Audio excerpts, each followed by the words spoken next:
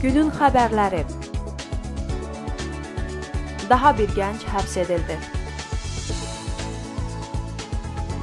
Azərbaycanda qadın parlamenti təsis edilib. Avropa İttifaqının Azərbaycan ofisinin rəhbəri Qərb Universitetində olub. Ayrex Sumqayıtda müstəqil mətbuatın inkişafı mövzusunda müzakirələr keçirib. Bələdiyyələrin statusunun dəqiqləşdirilməsinə ehtiyac duyulur. Jurnalistlər üçün hüquqi terminlər lüğəti dərc olunub.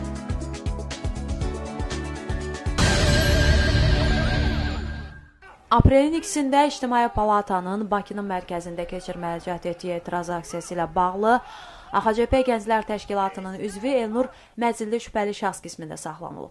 Bu barədə Obyektiv TV-yə onun vəkili Asabəli Mustafayev məlumat verib. Asabəli Mustafayev Elnur Məzillinin hazırda Nəsimi rayon polis idarəsində saxlandığını bildirib. Əməkdaşlarımız Nəsimi rayon polis idarəsinə getsələr də orada çəkiliş aparmağa icazə verilməyib və Elnur Məzilli barədə suallar da cavabsız qoyulub. Onun sözlərinə görə Elnur Məzilliyə qarşı konkret hansı ittiham irəli sürülməsi barədə bilinmir. Mediaforum xəbər saytının verdiyi məlumata görə Elnur Məzilli barəsində 48 saatlıq həbs qərarı çıxarılıb. O, aksiya zamanı mağazaların şüşələrini sındırmaqda şübhəli bilinir. Qeyd edək ki, 2 aprel aksiyası ilə bağlı cinayət işi başlanıb. Cinayət Məcəlləsinin 233-cü maddəsi ilə ictimai asayiş pozuntularını təşkil etmə maddəsi ilə ittiham olunaraq həbs qəti imkan tədbiri seçilənlər arasında Müsavat Partiyasının mərkəzi aparatının rəhbəri Arif Hacılı, Müsavat Partiyasının Gənclər Təşkilatının sədri Tural Abbaslı, AXCP-dən Məhəmməd Məcidli də var.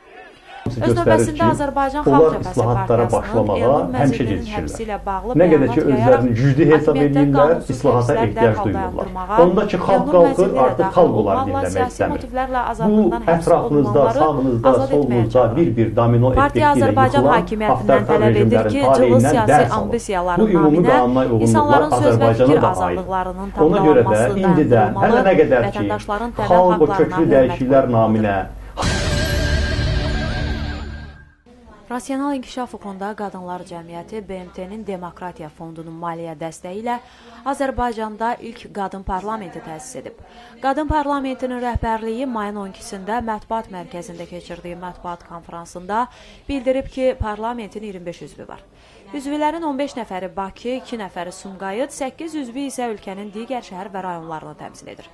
İlk qadın parlamenti Azərbaycanda qadın hüquqları və gender bərabərliyi vəziyyətinin araşdırılması, təhlili, təkmilləşdirilməsi və inkişafı məqsədi ilə yaradılan müxtəlif sahələr üzrə çalışan qurumdur. Qadın parlamentinin rəsmi mandatı və statusu yoxdur.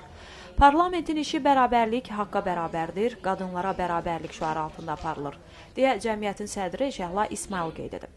Qadın parlamenti layihəsi ilk olaraq 2 il müddətində davam edəcək. Layihə müddətində mütəmadi olaraq plenar sessiyalar, o cümlədən tematik sessiyalar təşkil ediləcək.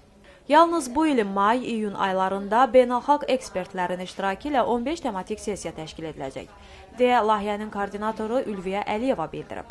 Qadın parlamentinin sosial-iqtisadi insan hüquqları sahələrini əhatə edən 5 daimi komitə müşavirlər və ekspertlər qrupu fəaliyyət göstərir.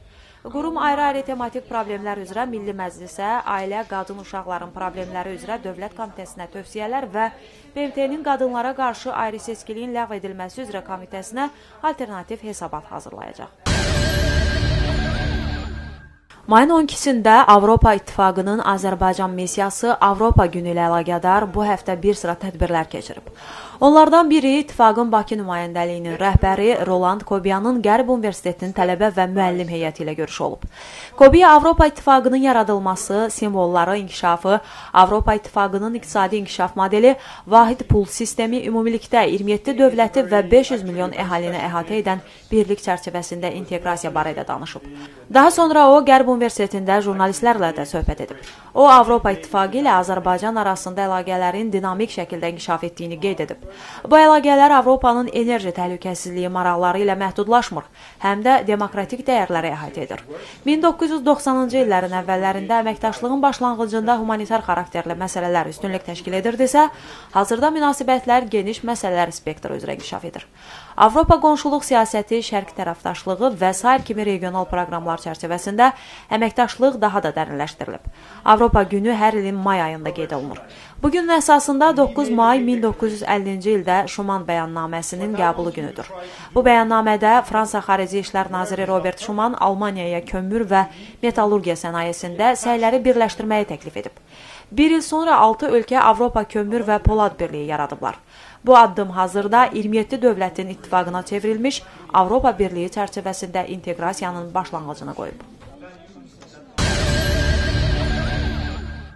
Mayın 11-də Ayrex Sumqayıt İctimai Məlumat Mərkəzində müstəqil medianın Azərbaycanın inkişafında rolu mövzusunda dəyirmi masa keçirib. Tədbirdə media nümayəndələri ilə yanaşı QHT təmsilçiləri, tələbələr və gənclər də iştirak edib. Həmçinin müzakirələrdə ekspert qismində Azadlıq Radiosunun əməkdaşı Maarif Çingizoğlu, Yusaydın Vətəndaş Cəmiyyəti proqramının rəhbəri Ülvi İsmail, ABŞ səfirliyinin koordinator köməkçisi Crockett John, ABŞ Dövlət Departamentində ölkə üzrə mütəxəssis köməkçisi Demi Endrit, Ayrex Azərbaycan Yeni Media layihəsinin rəhbəri Angelina Nikoyera, Azərbaycan Yeni Media layihəsinin regional koordinatoru Ülviyə Məmmədova, hüquqşünas Ələsgər Məmmədli iştirak ediblər. Ələsgər Məmmədli təşkilatın Azərbaycanda və əsasən Sumqayıtda medianın inkişafı istiqamətində xidmətləri haqqında məlumat verib. Maarif Çingizoğlu layihənin həyata keçirilməsindən bir neçə il öncə regionlarda medianın vəziyyəti ilə indiki vəziyyətini müqayisə edərək bildirib ki, Ayrexin həyata keçirdiyi yeni media layihəsi sayəsində regionlarda vətəndaş jurnalistikası xeyli inkişaf edib. Çıxış edənlər medianın vəziyyəti, inkişafı və həmçinin çatışmamazlıqlar haqqında danışıblar.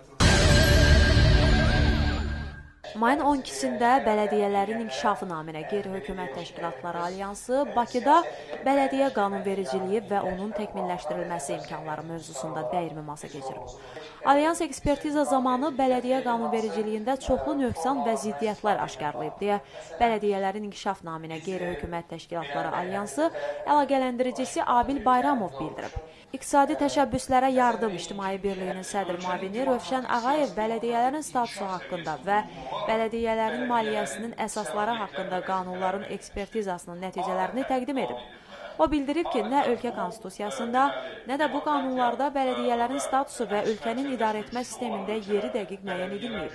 Demokratiyanın öyrənilməsi İctimai Birliyinin sədri Mirəli Hüseynov deyib ki, bələdiyyələrin statusunun müəyyən edilməsi üçün konstitusiyada islahatlardan başqa yol yoxdur. Dəyirmi masanın bütün iştirakçıları, müstəqil ekspertlər, ictimai təşkilatların, bələdiyyələrin nümayəndələri bu ideyanı dəstəkləyiblər. İqtisadi təşəbbüslərə yardım İctimai Birliyinin sədri Azər Mehdiyev bələdiyyələri indiki statusla dövlət idarə etməsində bir övlad adlandırıb. Tədbir iştirakçıları bələdiyyələrin statusunun müəyyən edilməsi üçün qanun layihəsi hazırlayıb, hakimiyyət strukturlarına təqdim etməyi təklif ediblər. Mayın 12-sində Beynəlxalq Mətbuat Mərkəzində jurnalistlər üçün hüquqi terminlər lüğətinin təqdimatı keçirilib. 780 səhifəlik kitab 1000 nüsxə tirajla hüquq ədəbiyyat nəşriyyatında dərc olunub. Bu, Azərbaycan Respublikası Baş Prokurorluğu, Hüquqşünaslar Konfederasiyası və Mətbuat Şurasının birgə layihəsidir. Baş Prokurorluğun Mətbuat Xidmətinin rəhbəri Eldar Sultanovun sözlərinə görə hüquqi mövzuda yazan çox sayda jurnalist olmasına baxmayaraq, indiyədək xüsusi informasiyalarda və reportajlarda hüquqşünasların qeyri-dəqiqliklərə yol verilir. Jurnalistlər auditoriyanın spesifikasını, hüquqi mövzuda materialları adətən hakimlərin, polislərin, vəkillərin və digər hüquqşünasların oxuduğunu nəzərə almalıdırlar, deyə Sultanov bildirib. Azərbaycan Hüquqşünaslar Konfederasiyasının sədri Əli Hüseynli bildirib ki, bu kütləvi informasiya vasitələri nümayəndələrinin hüquqi biliklərinin artırılmasında maraqlı olan adı çəkilən qurumların ilk və son birgə layihəsi deyil. Jurnalistlər üçün hüquqi terminlər lüğətinə konstitusiya, cinayət mülki prosesual məcəllələrdən, sərbəst toplaşmaq azadlığı haqqında, KİF haqqında, informasiya azadlığı haqqında, dövlət sirri haqqında qanunlardan və digər qüvvədə olan qanunvericilik aktlarından çıxarışlar daxil edilib. Xatırladaq ki, bu, hüquq elmləri namizədi Eldar Əfəndiyev tərəfindən hazırlanmış kitabın ikinci nəşridir.